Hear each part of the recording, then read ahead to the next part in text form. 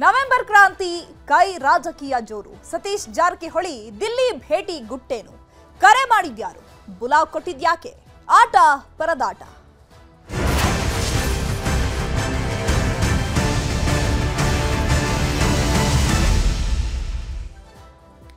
ರಾಜ್ಯ ಕಾಂಗ್ರೆಸ್ನಲ್ಲಿ ನವೆಂಬರ್ ಕ್ರಾಂತಿ ಬಿಕ್ಕಟ್ಟು ಹೆಚ್ಚಾಗ್ತಾ ಇದೆ. ನವೆಂಬರ್ ಕ್ರಾಂತಿ ಮಧ್ಯೆ ದಿಲ್ಲಿಗೆ ಸತೀಶ್ ಜಾರಕಿಹೊಳಿಗೆ ಹೈಕಮಾಂಡ್ ಬುಲಾವ್ ಕೊಟ್ಟಿದೆ.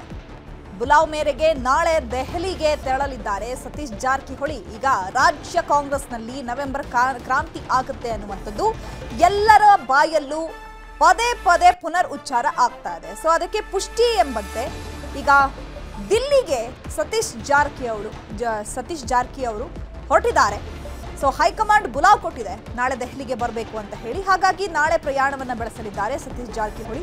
ಬೆಳಗಾವಿಯಿಂದ ದೆಹಲಿಗೆ ತೆರಳಲಿರುವ ಸತೀಶ್ ಜಾರಕಿಹೊಳಿ ನವೆಂಬರ್ 25ರ ಒಳಗೆ ಗೊಂದಲ ಬಗೆಹರಿಸಿ ಅಂತ ಜಾರಕಿಹೊಳಿ ಹೇಳಿದ್ದಾರೆ.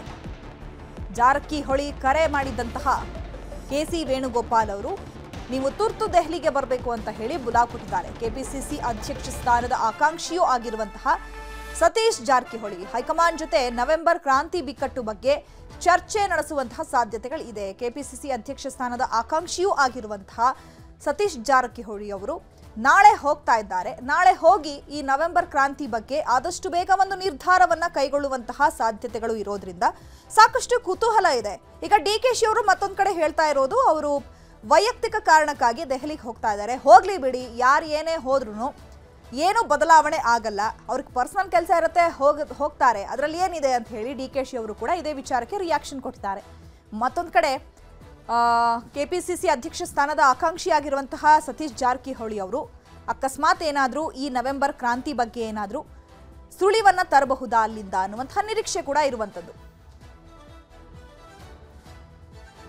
ಸತೀಶ್ ಜಾರಕಿಹೊಳಿ ದೆಹಲಿ ಪ್ರಯಾಣ ವಿಚಾರವಾಗಿ ಅವರು ಅವರ ಕೆಲಸಕ್ಕೆ ಹೋಗ್ತಾ ಇದ್ದಾರೆ. ಬೆಂಗಳೂರಿನಲ್ಲಿ ಡಿಸಿಎಂ ಡಿಕೆ ಶಿವಕುಮಾರ್ ಹೇಳಿಕೆ ಕೊಟ್ಟಿದ್ದಾರೆ. ಆಗ್ಲೇ ಹೇಳ್ತಾ ಇದ್ದೆ, ಅವರಿಗೆ ವೈಯಕ್ತಿಕ ಕೆಲಸ ಇದೆ. ಸೊ ಆ ವೈಯಕ್ತಿಕ ಕೆಲಸದ ಮೇಲೆ ಅವರು ದೆಹಲಿಗೆ ಹೋಗ್ತಾ ಇದ್ದಾರೆ. ಸೊ ನಾನು ಕೂಡ ಬೇರೆ ಬೇರೆ ಕೆಲಸಗಳ ನಿಮಿತ್ತವಾಗಿ ನಾನು ಕೂಡ ಪ್ರಯಾಣವನ್ನ ಮಾಡ್ತಾ ಇದ್ದೀನಿ. ಅವ್ರಿಗೆ ಕೆಲಸ ಇದೆ, ಸೊ ಅವರು ಕೆಲಸಕ್ಕೆ ಹೋಗ್ತಾ ಇದ್ದಾರೆ. ಹೀಗಂತ ಡಿಸಿಎಂ ಡಿಕೆ ಶಿವಕುಮಾರ್ ಹೇಳಿಕೆಯನ್ನ ಕೊಟ್ಟಿದ್ದಾರೆ. ರಾಜಕೀಯಕ್ಕೆ ಹೋಗ್ತಿದ್ದೇನೆ ಅಂತ ಯಾಕೆ ಅಂದ್ಕೊಳ್ತಾ ಇದ್ದೀರಿ? ಶಾಸಕರು ಸಚಿವರು ಹೋಗೋದಾದ್ರೆ ಹೋಗ್ಲಿ, ಅವ್ರ ಕೆಲಸಕ್ಕೆ ಹೋಗೋದಕ್ಕೆ ಬೇಡ ಅನ್ನೋಕ್ಕಾಗತ್ತಾ ಅಂತ ಡಿಕೆಶಿ ಅವರು ರಿಯಾಕ್ಷನ್ ಕೊಟ್ಟಿದ್ದಾರೆ. ಅವ್ರವ್ರ ಕೆಲಸಕ್ಕೆ ಹೋಗ್ತಾ ಇರ್ತಾರೆ ನಾಯಕರುಗಳು. ಈಗ ನನಗೂ 7ನೇ ತಾರೀಕು 5ಕ್ಕೋ 6ಕ್ಕೋ ನಾನು ಬಿಹಾರ್ಗೆ ಹೋಗ್ಬೇಕಾಗಿತ್ತು. ಆಮೇಲೆ ನಮ್ಮ ಸೆಂಟ್ರಲ್ ಯೂನಿಯನ್ ಮಿನಿಸ್ಟರ್ ಬೇರೆ ಒಂದು ಮೀಟಿಂಗ್ ಕರೆದುಬಿಟ್ಟವ್ರೆ, ಅರ್ಬನ್ ಡೆವಲಪ್ಮೆಂಟ್ ಮಿನಿಸ್ಟರ್. ತಿರ್ಗಾ ಇನ್ನೊಂದಿನ ಮಧ್ಯ ಈ ನಮ್ಮ ಕಾವೇರಿದು ಕೇಸ್ ಬಂದ್ಬಿಟ್ಟಿದೆ 6ನೇ ತಾರೀಕು. 5ನೇ ತಾರೀಕು ನನ್ನೊಂದು ಬುಕ್ ರಿಲೀಸ್ ಇದೆ. ಅದಾದಮೇಲೆ ನಾನು ಆ ಕೇಸ್ಗೆ ಆ ಲಾಯಿಗೆಲ್ಲ ಡೀಟೇಲ್ಸ್ ಎಲ್ಲ ತರಿಸ್ಕೊಂಡಿದ್ದೀನಿ.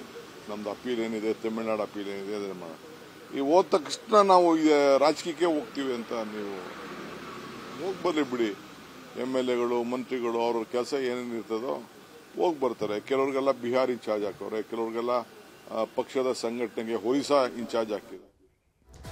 ಈ ಬಗ್ಗೆ ಮತ್ತಷ್ಟು ಮಾಹಿತಿಯನ್ನು ಕೊಡ್ತಾರೆ ನಮ್ಮ ಪ್ರತಿನಿಧಿ ಕಾರ್ತಿಕ್. ನೇರ ಸಂಪರ್ಕದಲ್ಲಿ ಜಾಯ್ನ್ ಆಗಿದ್ದಾರೆ. ಕಾರ್ತಿಕ್, ಈಗ ನವೆಂಬರ್ ಕ್ರಾಂತಿ ಆಗುತ್ತೆ ರಾಜ್ಯ ಕಾಂಗ್ರೆಸ್ನಲ್ಲಿ ಅನ್ನುವಂಥದ್ದು ಪದೇ ಪದೇ ಎಲ್ಲರ ಬಾಯಲ್ಲೂ ಕೂಡ ಪುನರ್ ಉಚ್ಚಾರ ಆಗ್ತಾನೆ ಇದೆ.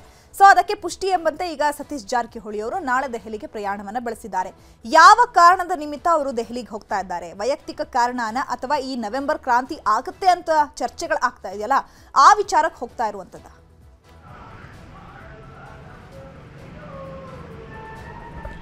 ಚೈತ್ರ, ರಾಜ್ಯ ರಾಜಕಾರಣದಲ್ಲಿ ಏನು ಸರ್ಕಾರದ ವಿಚಾರಕ್ಕೆ ಸಂಬಂಧಪಟ್ಟಂತೆ ನವೆಂಬರ್ ಡಿಸೆಂಬರ್ ಕ್ರಾಂತಿ ಮುನ್ನೆಲೆಗೆ ಬಂತು. ಅದಕ್ಕೆ ಸಂಬಂಧಪಟ್ಟಂತೆ ಬೆಳವಣಿಗೆಗಳು ಕೂಡ ಕಾಂಗ್ರೆಸ್ನಲ್ಲಿ ಆಗ್ತಾ ಇರುವಂಥದ್ದು.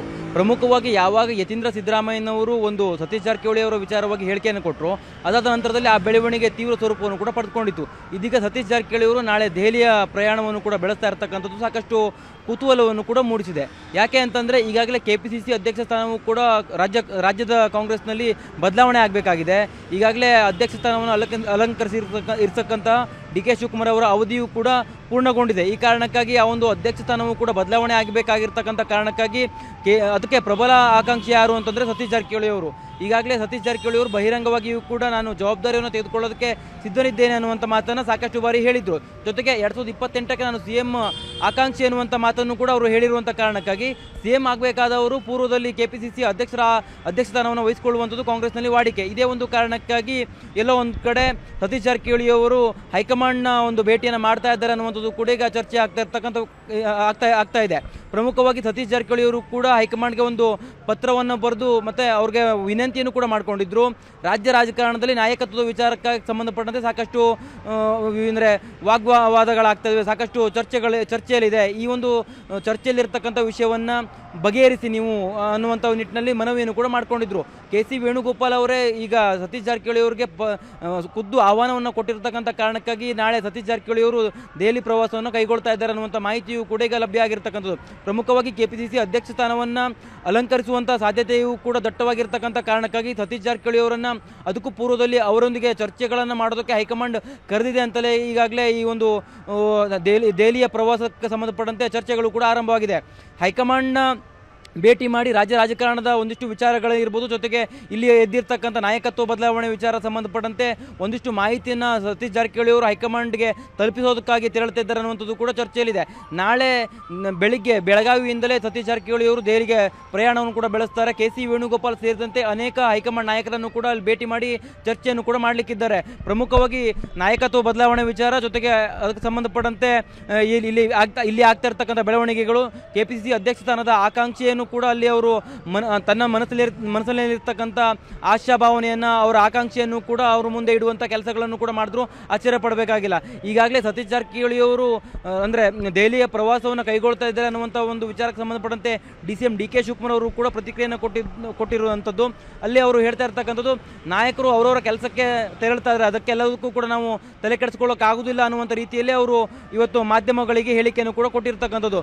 ಬಿಹಾರ್ ಚುನಾವಣೆ ಒಂದು ಕಡೆ ಇದೆ, ಒಂದು ಕಡೆ ಕರ್ನಾಟಕದಲ್ಲಿ ನಾಯಕತ್ವ ವಿಚಾರಕ್ಕೆ ಸಂಬಂಧಪಟ್ಟಂತೆಯೂ ಕೂಡ ಸಾಕಷ್ಟು ಚರ್ಚೆಗಳು, ಸಾಕಷ್ಟು ವಿವಾದಗಳು ಕೂಡ ಎತ್ಕೊಂಡಿರ್ತಕ್ಕಂಥದ್ದು.